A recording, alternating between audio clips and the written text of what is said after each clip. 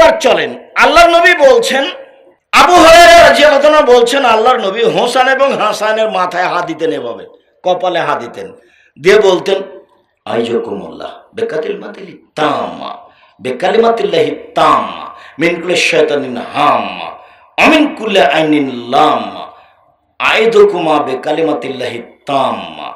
তোমরা দুই ভাইয়ের ব্যাপারে আল্লাহর পূর্ণ কালেমা দিয়ে আল্লাহর কাছে আশ্রয় চাচ্ছি। মিন কুল্লি শাইতানিন হাম্মা, প্রত্যেক শয়তান হতে এবং বিষাক্ত হিংস্র প্রাণী হতে, অমিন কুল্লি আইনিন লাম্মা, আর প্রত্যেক বিষাক্ত বদনজর হতে।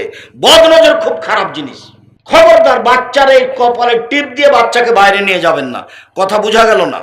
টিপ দিয়ে বাচ্চাকে বাইরে নিয়ে যাবেন না, বাচ্চাকে সাজগোজ করে বাইরে নিয়ে যাবেন না, সন্ধ্যার সময় বাচ্চাকে ছাদের উপরে নিয়ে যাবেন না, সন্ধ্যার সময় বাচ্চাকে উঠানে আগুনে নিয়ে যাবেন না, বাড়ির চত্বর বাইরে নিয়ে যাবেন না। শয়তানের নজর পড়তে পারে, মানুষের নজর পড়তে পারে বদনজর। বদনজর এমন একটা জিনিস, আল্লাহ নবী বলছেন যদি কোনো জিনিস ভাগ্যকে ভেঙে ফেলে দিতে পারতো তো বদনজরই পারত। খালি আপনি বাড়িতে নিয়ে এসেছেন ছেলে, আর বাচ্চা একবারে বমন করে তুলে মরে মরে পেশাব পায়খানা, মনে হচ্ছে এখনই চলে যাবে, তার নামে বদনজর লেগেছে।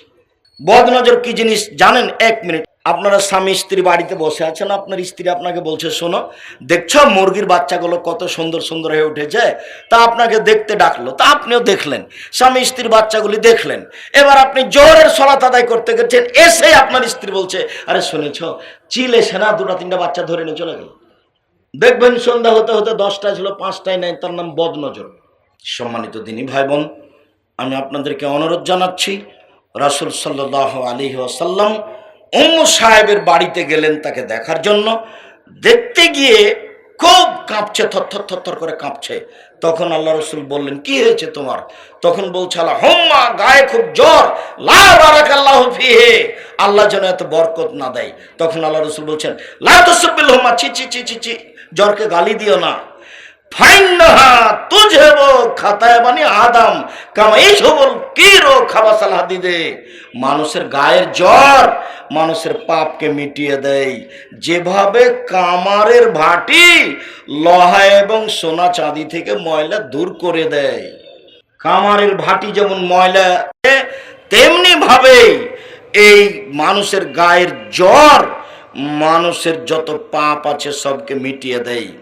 রাসূল সাল্লাল্লাহু আলাইহি ওয়াসাল্লাম বলেন যখন মানুষের গায়ে অসুখ বিসুখ জ্বর ব্যাধি হয়, মানুষ যখন চিন্তিত হয়, দুরারোগে আক্রান্ত হয়, তখন ইকাফিরুল্লাহু তাআলা সাইয়াতিহি, আল্লাহ তাআলা তার সব পাপকে মিটিয়ে দেন। তাহুত্তু কামা তাহুত্তু শাজারাতু ওয়ারাকাহা, যেমন ভাবে গাছের পাতা যখন শুকিয়ে যায় তখন top top top top top top করে পাতা যেমন ঝরতে থাকে, মানুষ যখন বিপদে পড়ে, মুমিন পুরুষ নারী গায়ে যখন জ্বর হয় তখন তার পাপগুলি এভাবে ঝরতে থাকে। আয়েশা রাদিয়াল্লাহু তাআলা আনহা বলেন যে রাসূলের গায়ে প্রচন্ড জ্বর ব্যথা দেখার পূর্ব পর্যন্ত আমি ভাবতাম যে মানুষ পাপ করলে মানুষের অসুখ বিসুখ হয় বেশি, কিন্তু রাসূল কি পাপ করলেন তার গায়ে এত জ্বর, আমার উরু রানের উপরে তিনি বসে শুয়ে আছেন, তিনি বলছেন মাতা রাসূলুল্লাহ সাল্লাল্লাহু আলাইহি ওয়াসাল্লাম বাইনা হাকেনাতি ও জাকেনাতি, আল্লাহর নবী দুনিয়া থেকে চলে গেছেন, আমার চিবুক এবং বুকের মাঝে থেকে আমার কোলে ছিলেন, আমার থুতনির সাথে মাথা লেগেছিল, চিবুক এবং বুকের মাঝে থেকে তিনি দুনিয়া থেকে চলে গেছেন। আমার একটা আনন্দের বিষয় যে যখন তিনি আমার বুকের উপরে ছিলেন তখন আমার ভাই আব্দুর রহমান মেশাক নিয়ে বাড়িতে ঢুকলেন, তো তার মেশাকের দিকে তাকাচ্ছেন, তা আমি বললাম মেশাক নেবেন? তখন একটু ইশারা করে বললেন হ্যাঁ, আমি একটা মেশাকের ব্যবস্থা করে আমি নিচে দাঁতে চাবিয়ে আল্লাহ রসুলকে দিলাম। আল্লাহ রসুল মেশাকটা দাঁতে ঘষতে লাগলেন। আমি খুব খুশি হলাম এই জন্য যে আমার থুথু রাসূলের থুথুর সাথে মিশে গেল জীবনের শেষকালে। আমার থুথু রাসূলের থুথুর সাথে মিশে গেল শেষকালে। আমি আল্লাহ রসুলের কাছে দিকে তাকিয়ে আছি, আমার কোলের উপরে আছে, সামনে একটা বাটি আছে, বাটিতে পানি আছে। তিনি বারবার বাটিতে হাত দিচ্ছেন, দিয়ে পানিতে হাতটা ভিজে নিয়ে মুখের এভাবে বোলাচ্ছেন, মানে গায়ের জ্বর একটু কমানোর চেষ্টা করছেন। শেষবারের মতো তিনি হাতটা বাটিতে ঢুকিয়ে নিয়ে আসতে চাইলেন মুখের দিকে, কিন্তু এভাবে আস্তে আস্তে আস্তে আস্তে মুখ পর্যন্ত আসলো না। হাতটা যখন নিচে পড়ে গেল তখন তিনি বললেন, আল্লাহুম্মা গফিরলি ওয়ারহামনি ওয়ালহিকনি বিরফিকিল আলা। আল্লাহ তুমি আমাকে ক্ষমা করো, আমার প্রতি দয়া করো, উপরে যারা সম্মানী নবী রাসূল সালেহ সিদ্দিক সোহদা ওদের সাথে আমাকে মিলিয়ে দাও। এই কথা শেষ, দুনিয়া থেকে শেষ। আরে ও বাপমা করে চিল্লাচ্ছে, সে লোকটা রোগী লোকটা কত ব্যস্ত, আর ও কোম্পানির ওষুধ লিখে দিল। ও জানে যে এর চেয়ে ভালো ওষুধ আছে, ও খুব ভালোভাবে জানে যে এর চেয়ে ভালো ওষুধ আছে। জাহান্নাম কিনেই নিয়েছে। আয়াতুল কুরসি পড়লে যেমন আল্লাহ নবী বলছেন যে কেউ যদি ফরজ সালাতের পর আয়াতুল কুরসি পড়ে তো জান্নাতে চলে গেছে, তো ঢোকেনি কেন বলে মরেনি এই জন্য। এ তো প্রতারক, বিদ্যার নামে জাতিকে প্রতারণা দেয়, এ আবার কি জান্নাত? প্রতিবেশীর কল্যাণ কামনা করতে হবে। রাসূল সাল্লাল্লাহু আলাইহি সাল্লাম ওই বেদুইন মানুষের গায়ে হাত দিয়ে বলে লাবাসা তো ইনশাআল্লাহ, কোনো সমস্যা নেই, ভালো হয়ে যাবে। তো পল্লীর মানুষ তো পড়াশোনা জানে না, অশিক্ষিত মানুষ, তখন বলছে কাল্লা, না না কখনো নয়।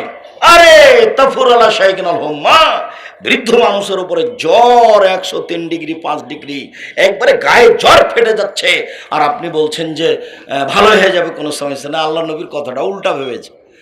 তখন আল্লাহ রসুল বলে আচ্ছা ঠিক আছে, নাম তুমি যেটা বলছো সেটাই। তারপর আল্লাহ রসুল চলে গেলেন। বুখারী মুসলিম। আয়েশা রাদিয়াল্লাহু তাআলা আনহা বলেন, আল্লাহর নবীর কাছে কেউ যখন অসুস্থতার কথা বলতো, এনসাহবে এমিনিহি, ডান হাত দিয়ে তার শরীরটা বোলাতেন।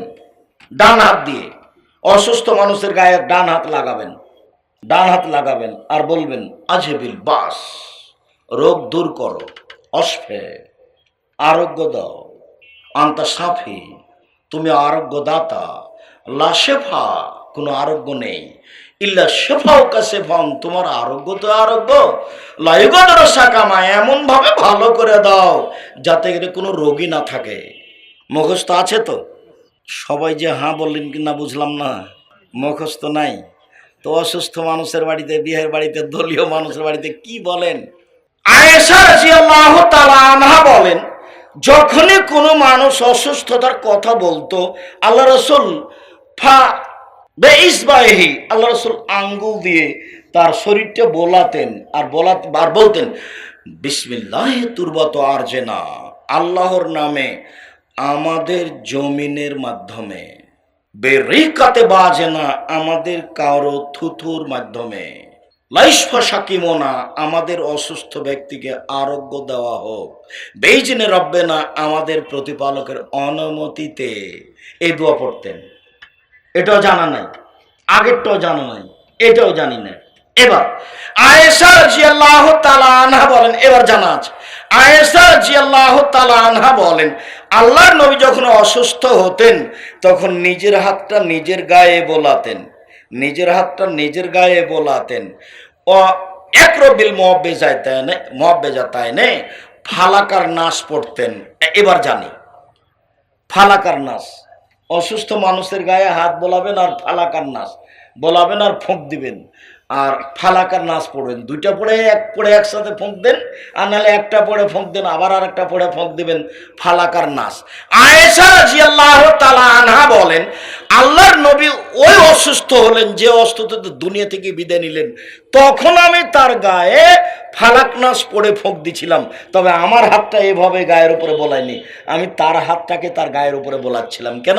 আমি মনে করছিলাম আমি আয়েশা, আমার হাত চেয়ে রাসূলের হাতটা বেশি দামি। কথা বুঝানো গেল না মনে হয়? বুঝা গেল না সাহেব? বুঝা যায়নি? মানে আয়েশা ফোঁক দিচ্ছেন রাসূলের গায়ে ফালাক নাচ পড়ে, কিন্তু নিজের হাতটা গায়ে বোলাচ্ছে না নবীর গায়ে, রাসূলের হাতটা রাসূলের গায়ে বোলাচ্ছে। বুঝা গেল না মনে হয়? আপনি তার এখন আল্লাহ রাসূলের হাত পাবেন, আপনি নিজের হাত নিজে বোলাবেন তার গায়ে আর ফালাকার নাচ পড়বেন। আয়েশা রাদিয়াল্লাহু তাআলা আনহা বলেন, পরিবারে যে কোনো মানুষ অসুস্থ হলে গায়ে হাত বলিয়ে ফালাকনাস পড়ে পড়ে ফুঁক দিতেন। উসমান ইবনে আস রাদিয়াল্লাহু তাআলা আনহু বলেন, আমি আল্লাহ রাসূলের কাছে খুব অভিযোগ করলাম, আমার শরীরে খুব ব্যথা, প্রচন্ড ব্যথা আমার শরীরে। তখন আল্লাহ রাসূল বলছেন, শোনো শোনো শোনো, এই শোনো, তুমি তোমার যেখানে ব্যথা সেখানে হাতটা রাখো, এভাবে হাতটা রাখো, রেখে বলো বিসমিল্লাহ বিসমিল্লাহ বিসমিল্লাহ 3 বার। এরপরে 7 বার বলো আউযু বিইজ্জাতিল্লাহি ওয়া কুদরাতিহি, আল্লাহর মর্যাদা দিয়ে, আল্লাহর ক্ষমতা দিয়ে এই ব্যথা থেকে আমি আশ্রয় চাচ্ছি। মিন শাররি মা আজিদু ওয়াহাদেরও, আমি যে কষ্ট পাচ্ছি সেটা থেকে, আর আমি যে আশঙ্কা করছি রোগ বেড়ে যেতে পারে সেটা থেকে। এ বলো তুমি 7 বার, বিসমিল্লাহ বলো 3 বার, আর এটা বলো 7 বার আউযু বিইজ্জাতিল্লাহি ওয়া কুদরাতিহি মিন শাররি মা আজিদু ওয়াহাদেরও 7 বার বলো।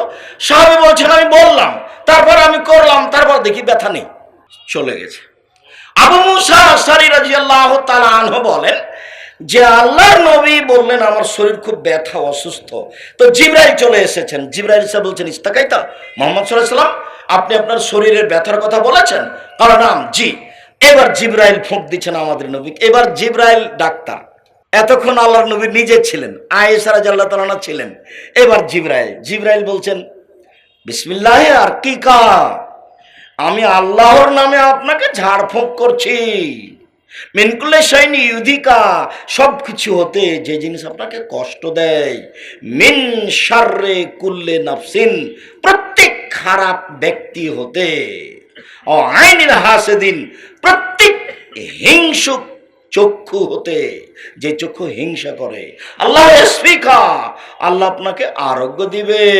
বিসমিল্লাহি আরকিকা, আল্লাহর নামে আপনাকে আমি ঝাড়ফুঁক করছি।